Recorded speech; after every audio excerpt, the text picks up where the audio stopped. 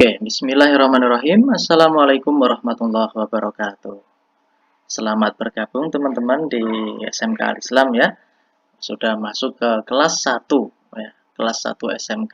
Kali ini kita akan mempelajari pemrograman dasar. Materi kita pada kali ini. Ya, untuk sementara waktu karena pandemi corona ini belum berakhir, kita akan mengikuti kegiatan belajar mengajar secara daring ya, atau disingkat singkatannya itu namanya adalah dalam jaringan ya, dalam jaringan atau daring, dalam bahasa Inggris namanya online. Sebelumnya perkenalkan dulu, itu nama saya ada yang lengkap ini. Bagi yang belum kenal ya, mungkin sebagian sudah ada yang kenal. Nama saya adalah Ahmad Mubayin. Identitasnya lengkap, itu aktif semua. Saya dulu masuk ke Al-Islam itu melalui intensif ya. Mungkin ada teman yang masuk ke SMK ini yang ada yang intensif juga ya, kemungkinan. Jadi saya dulu intensif dari SMP Muhammadiyah, kemudian masuk Al-Islam intensif, setelah itu 1 tahun baru masuk ke SMK. Nah, gitu. Jadi nggak masalah seperti itu. Kemudian setelah lulus saya ke Jawa Barat, jadi mengabdi di sana. Sambil mengabdi itu ada keterangannya ya, pesantren Raslah Tajuk Indramayu, itu tempat saya mengabdi dulu sambil kuliah D3 waktu itu. Setelah lulus saya pulang ke Ponorogo meneruskan S1 di Universitas Duta Bangsa Surakarta ya, SKA, bukan VG itu. Kemudian dipanggil ke Al-Islam untuk mengajar seperti saat kita ini, saat belajar kita sekarang ya. Oke, apa yang akan kita pelajari pemrograman dasar itu? Isinya apa saja yang akan kita pelajari? Nah, ini ya, ada 9 poin. Yang pertama adalah alur logika pemrograman komputer. Jadi di sana kita membahas logika dulu, ya. Algoritma, logika. Kita akan membahas semuanya. Kemudian yang berikutnya ada perangkat lunak bahasa pemrograman. Jadi perangkat lunak yang kita pakai itu apa? Ya, untuk membuat program, ya, untuk membuat aplikasi.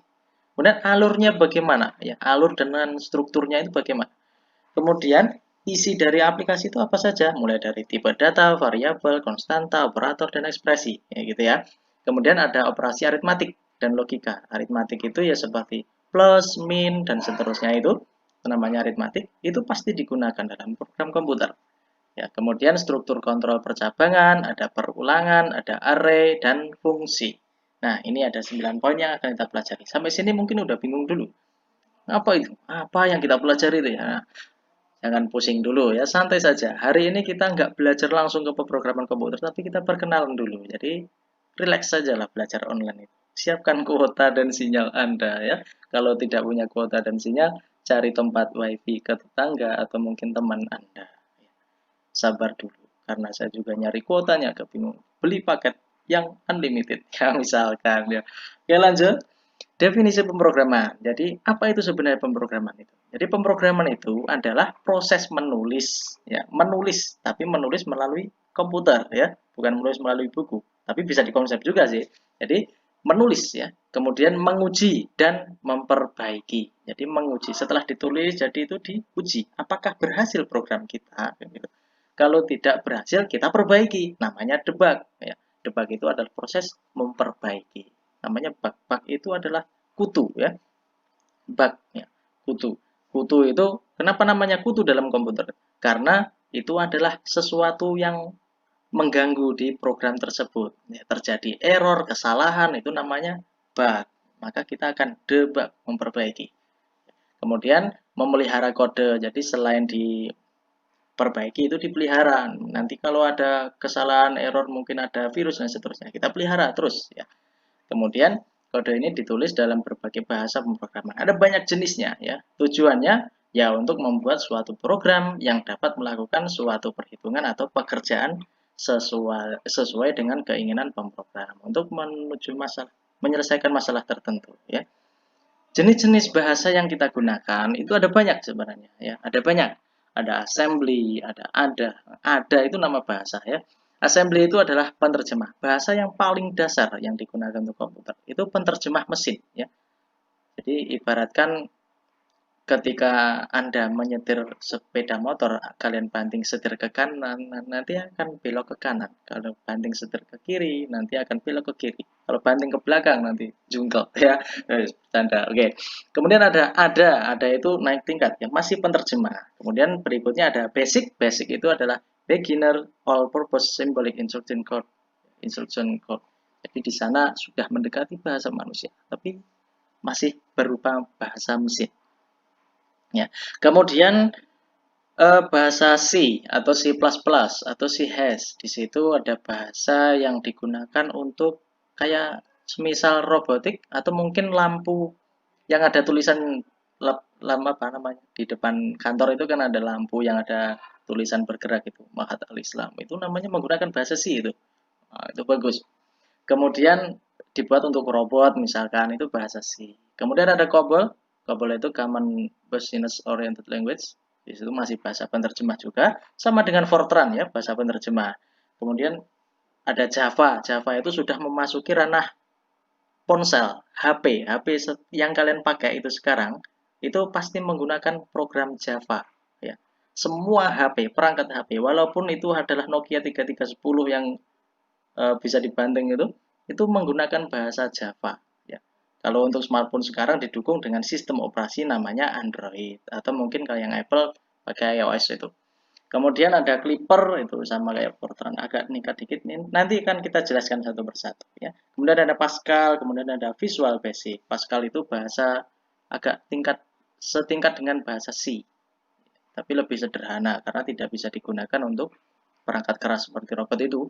Ya. Kemudian ada Visual Basic. Kalau Visual Basic itu digunakan untuk aplikasi sederhana. Misalkan kalau kalian tahu di koperasi, di toko itu pakainya Visual Basic gitu. Kemudian ada web yang paling populer saat ini yang bisa digunakan. Di dalam web itu ada HTML ya. HTML itu Hypertext Markup Language. Di sana bahasa yang digunakan untuk membuat sebuah halaman website di internet. Biasanya kalau kalian browsing menggunakan Google Chrome atau Mozilla atau yang lain itu buka blog itu pakainya bahasa HTML. Kenapa tampilannya menarik ya, beda-beda macam-macam, itu menggunakan CSS. Nah, di sini ada menu CSS ya. CSS itu adalah Cascading Style Sheet. Itu untuk merias halaman web agar lebih menarik. Kemudian lebih responsifnya menggunakan JavaScript, ada efek-efek tertentu misalkan ya. Ada Ajax, ada SQL. SQL itu adalah untuk database ya, basis data. Kalau kalian daftar Facebook itu pasti menggunakan basis data. Kemudian ada PHP ya. PHP itu bukan pemberi harapan palsu, tapi personal home page processor. Nanti ada pengertian macam-macam, pengertian banyak. Oke, ini tidak kita pakai semua ya, jangan pusing duluan. Kita nggak pakai semua ini. Mungkin kita pakainya cuman mungkin Pascal atau mungkin Basic atau mungkin web. Kemudian tujuan pemrograman. Tujuannya apa? Seperti tadi dijelaskan ya. Tujuan dari pemrograman adalah untuk membuat suatu program yang dapat melakukan suatu perhitungan atau pekerjaan sesuai dengan keinginan si pemrogram tadi. Ya, pemrogram itu orangnya yang membuat gitu ya. Untuk melaksanakan tugas tertentu atau memecahkan suatu masalah. Jadi macam-macam tergantung keinginannya. Ya, membuat aplikasi apapun bisa, game dan lain sebagainya. Kemudian ada website atau program aplikasi merupakan produk yang diperoleh dari kegiatan coding. Coding itu membuat program tadi ya. Macam-macam. Kalau untuk membuat game biasanya menggunakan Python, bahasanya Python. Mungkin yang ada yang familiar dengan bahasa itu. Oke, untuk hari ini mungkin itu saja. Jadi kita perkenalan dulu. Oke ya.